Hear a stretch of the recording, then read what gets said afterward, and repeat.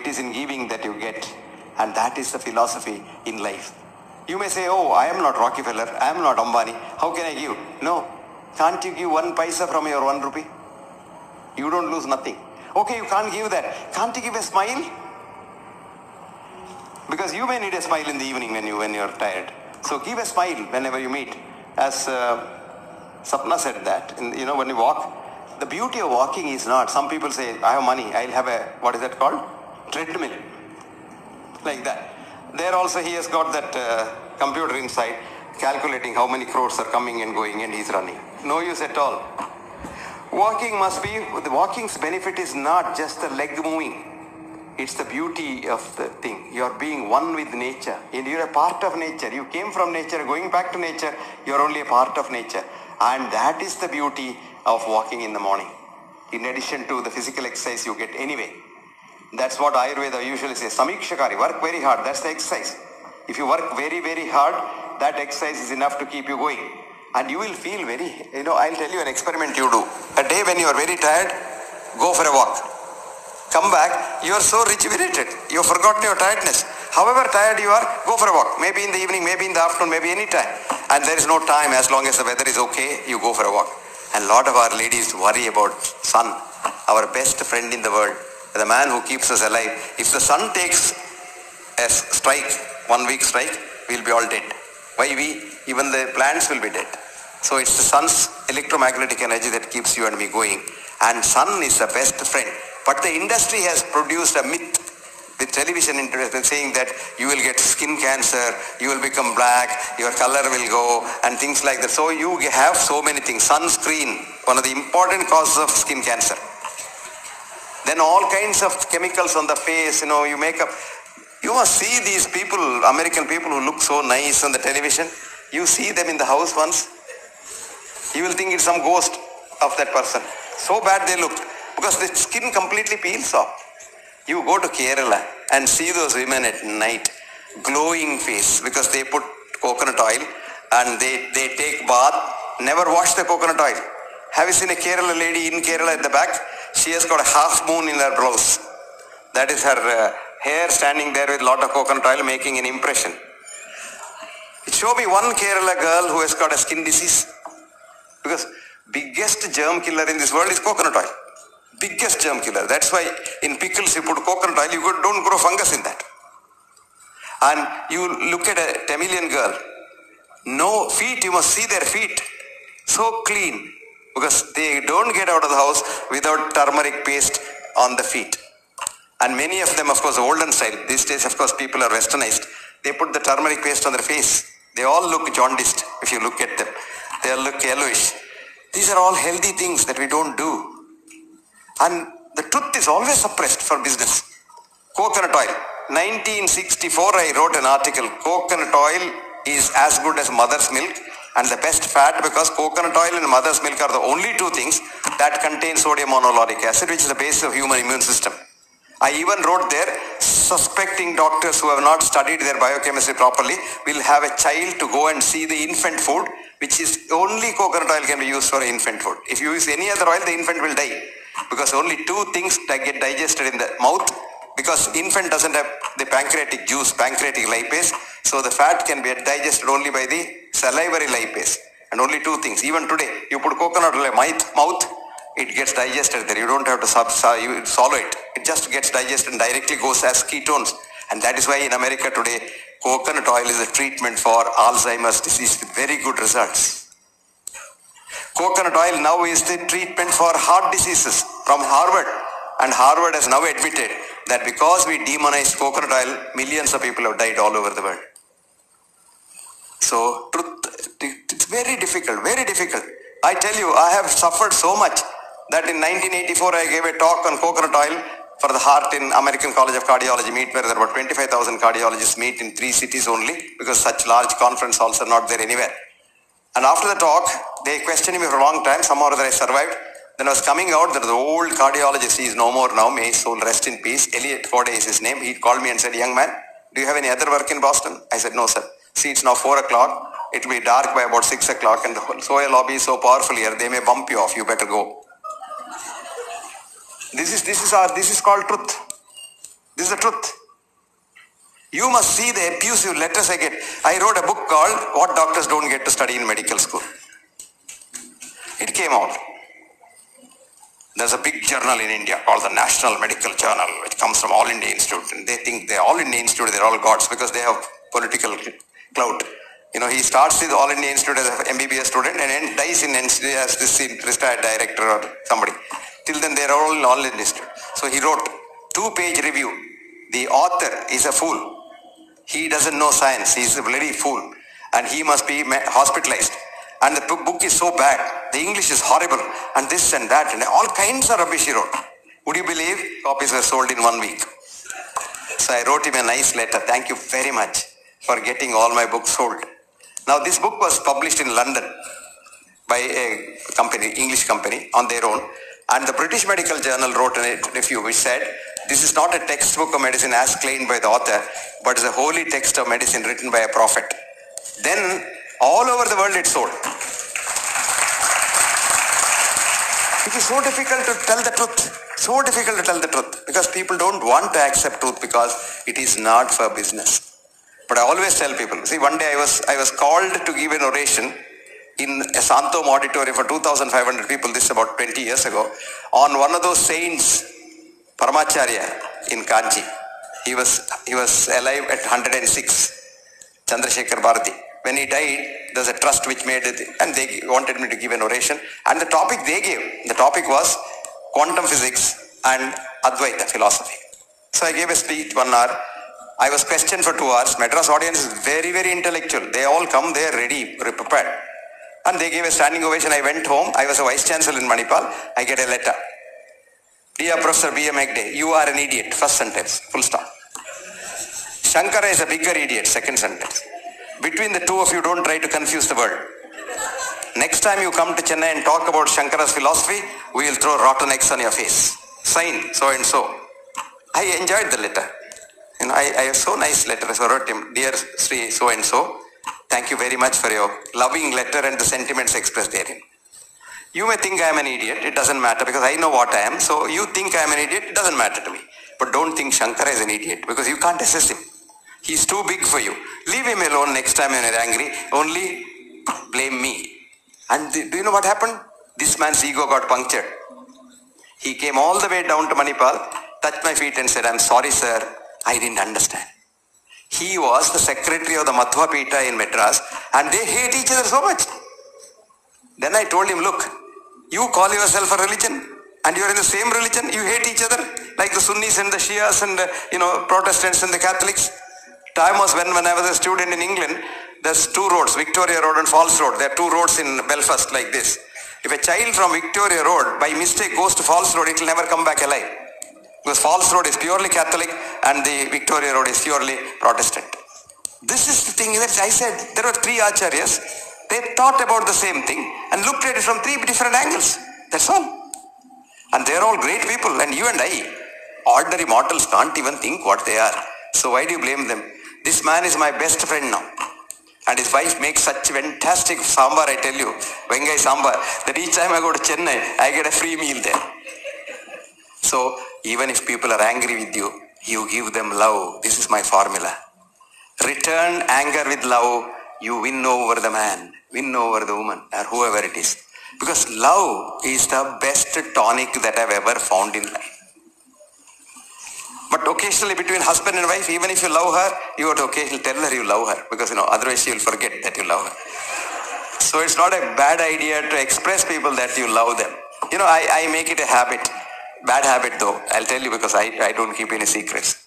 Every night before I sleep, I ring up my 3 children. Because my wife, God thought he can look after her better, so he's taken her away. Because he thought, this ass is going around like a Haridasa all over the place and not looking after his wife. So he took her away one fine morning. She had no illness at all. May her soul rest in peace. But my children, they're all grown up. Children have children.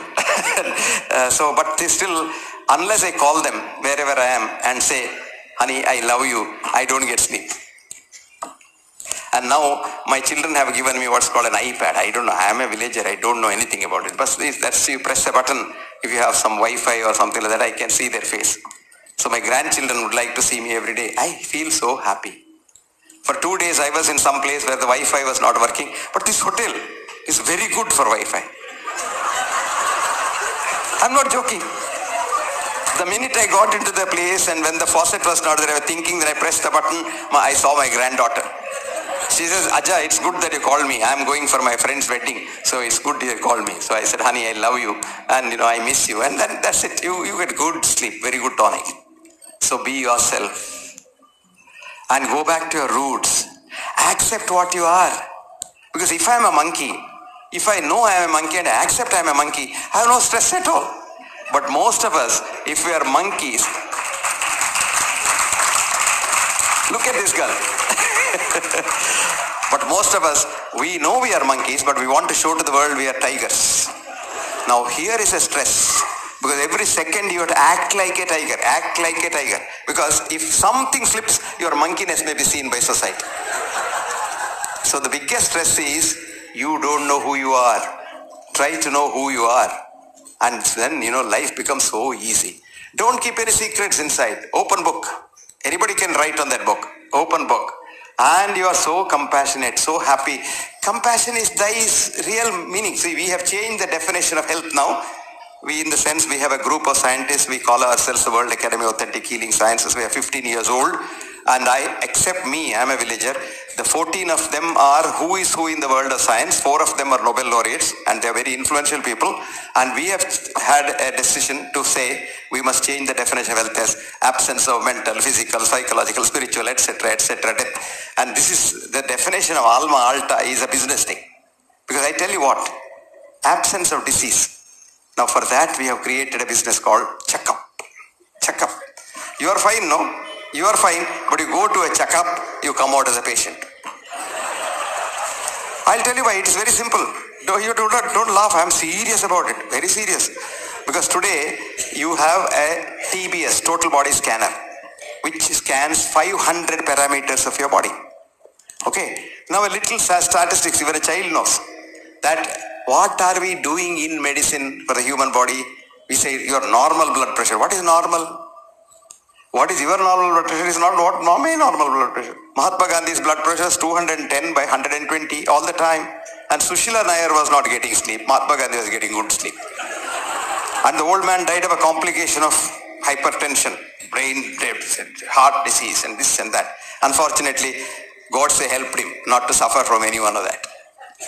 So we must thank Godse for that. See, what is happening here is, I have a friend of mine who started Nimhans as the first founder director. R.V. Verma.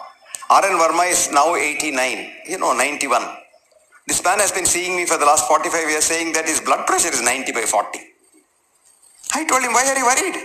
Brian Bog's blood pressure is 60 by 40. And he is the strongest man in the world. So what is the problem?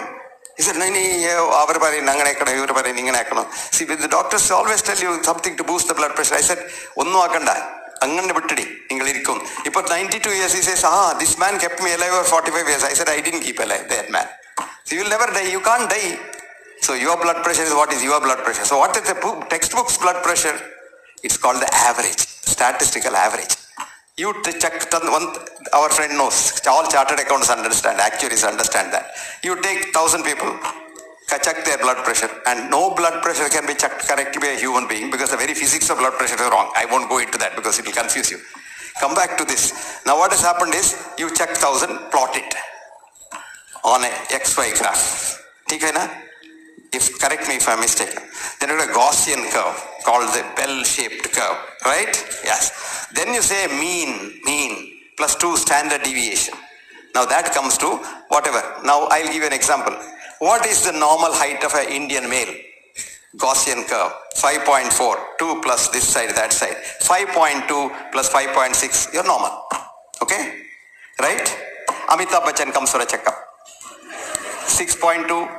Our treatment is cut his legs to make him 5.6.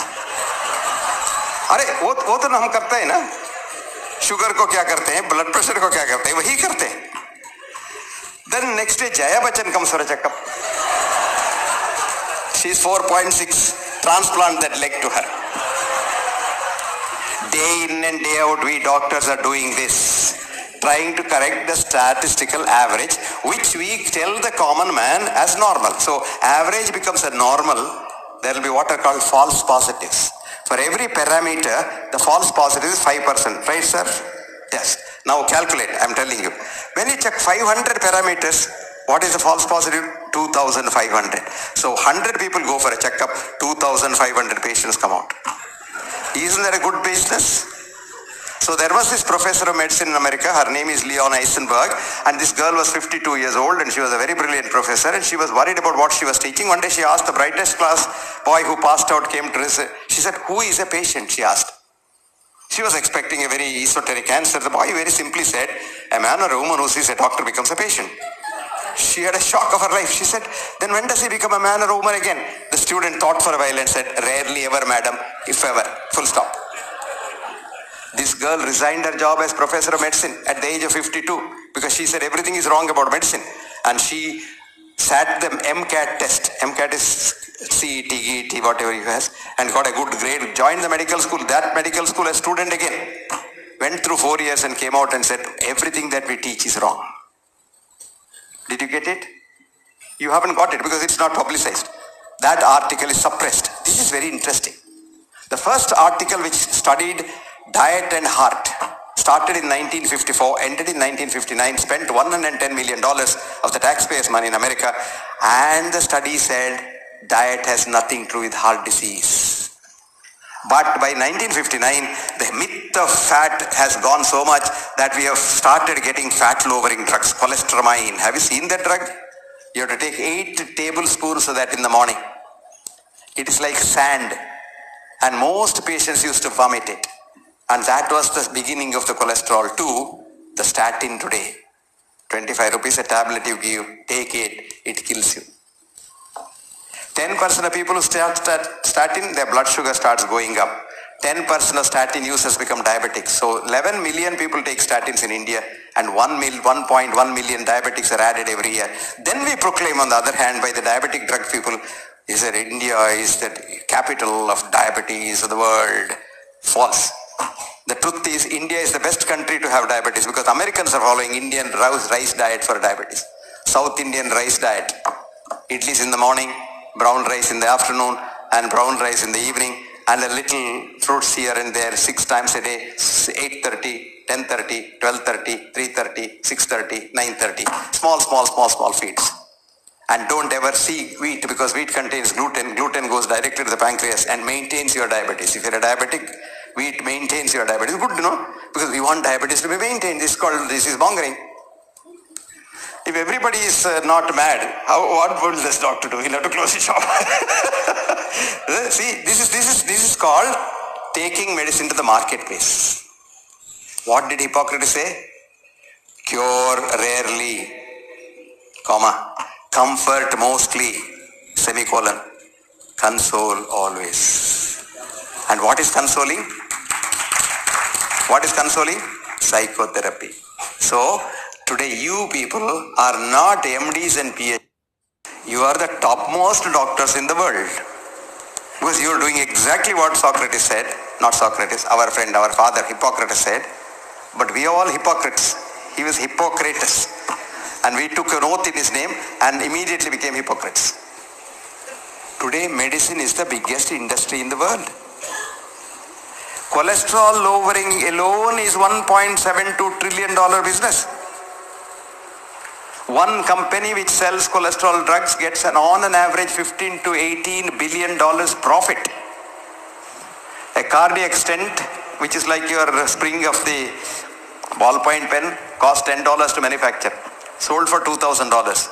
And the budget is $500 doctor's hospitality. And a company gets a small profit of $1,490 per stent. And of course, you don't get it for $2,000. The hospital will have add so many things then. Salt, then seasoning, etc., etc. It becomes about 3-4 lakhs. Now what does it do at the end of the day? Nothing. Because the blocks you see are not disease at all. The disease that kills you is not seen in the angiogram. It's called vulnerable plaque, which can't be seen. These blocks are very good because even a child has a block. They did angiogram for young children in the American army, aged between 18 and 22, died in the Vietnam War and the Korean War. They had 4 vessel blocks, 3 vessel blocks. They were very healthy because God has given enough. That's called remodeling the heart. It's preconditioning it. These people with the block get a heart attack, they won't die. But if one gets a heart attack without a block, he will drop down dead. So, but we frighten that. We tell them, do this sentence we use, you are sitting on a volcano. It might burst any minute. So the fellow says, can he go home and come back? He has talked to his wife. I don't know. On your way back home also you may die. So you better do it now. Do you know why? If the bakra goes out and talks to somebody, he may not come back. Now chartered accountant will tell you a cost of a cardiac catheter lab and surgery will be about 30 to 40 crores today. They don't put their money. They put some black money as this thing and then borrow it from the bank. There are obliging bankers who give you money. Now having got the money, now calculate the interest. Calculate the other thing. So you require minimum 4 bakras a day to run the show. That is why Mark Twain wrote, I quote, for a man with a hammer in the hand and wanting to use it, everything here looks like a nail needing hammering. Absolutely true. That is why we have become a menace to society. It has to change. It can't change otherwise. It has to change from within. And that change can come only if we can bring a generation, future generation, which is not as greedy as we are. It's a human greed that kills another human being. And if you don't have greed and if you don't have, as somebody rightly said, I think Sappan said, you have to ego, you have to sell it, is it? That's why the first thing I sold was, before I sold anything else, my ego in the market. So people say, oh, we must come to take you. I said, why do you come to take me? Do I get any special thing? If they say, we'll get the car. I said, look, you bring a car from 100 miles to pick me up. Then you take me to your place. Then you have to drop me back. That means 4 trips a day. Sir, that's our own car. Car is yours, but where is the oil from? You have to pay for it, no? Now what do I get if you come or if you don't come? I will take a taxi from here.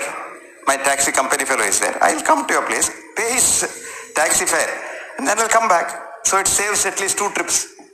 They don't understand. People don't like it, sir. Chief guest, we have to bring him and all. I said, my driver brings me better than you. You know, I know him because I've been using that car for donkey's years and he is very safe. I can even sleep in that car. You don't bring a big car with a driver who is not known. I can't, every minute I have to be awake. People don't understand that. Because people want to be big, you know. People call me, you know, our naughty girl, Poonam was calling me a VIP. I said, I am not a VIP, I am a VVIP, very, very insignificant person. But if you look at yourself, you are a colony of 100 trillion human beings. They are called human cells. And they are all you. And each cell has been living on its own. It has got its mind, it can eat, it can sleep, it can excrete, it can do everything. But for economic reasons, after these chartered accountants came, they said, no, why everybody do everything? We'll come together. So about 100 trillion of them joined together and made a colony called the human body. And you think your human body is solid? There's nothing solid about you. You are like the television screen. You know, I'm talking here. It's like Amitabh Bachchan talking on the television or Hema Malini dancing. You put the television on, Hema Malini starts dancing. You put it off, Hema Malini is dead. But you go to the dining room and put it on, Hema Malini is born there. That's what exactly happens to the human cell. This was found out by a cell biologist called Bruce Lipton. Bruce Lipton. There's a beautiful book you must read called Biology of Belief. This is a fascinating book. This man was an atheist. He never believed in God. And he was a professor of anatomy in the Wisconsin Medical School. And he was a cell biologist. And he was studying not the dead cells like most anatomists study, which he calls as the tombstone of a cell. He was studying a live cell. And he was studying this live cell. And then he saw the cell is live, moves about, does everything. It excretes, it thinks, it can. You just put a drop of poison at one end of the petri dish, the cell runs away from the poison. You put a drop of some good food there, the cell runs into the food and eats it. Then he saw, on the day you are made, you are the one cell. You are called zygote. Your weight is 0.1201 gram. But that one cell, when suddenly gets a connection, that's what's called the integral membrane protein with an antenna, like your television antenna, it gets a connection from universal consciousness. And the cell becomes live. And it just starts doing everything.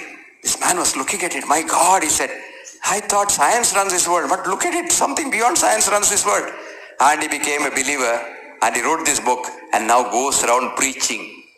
Like our friend Sapna, who left her ophthalmology and went around preaching, Bruce now goes around preaching like a preacher, people to have belief in God because it's God who runs the world.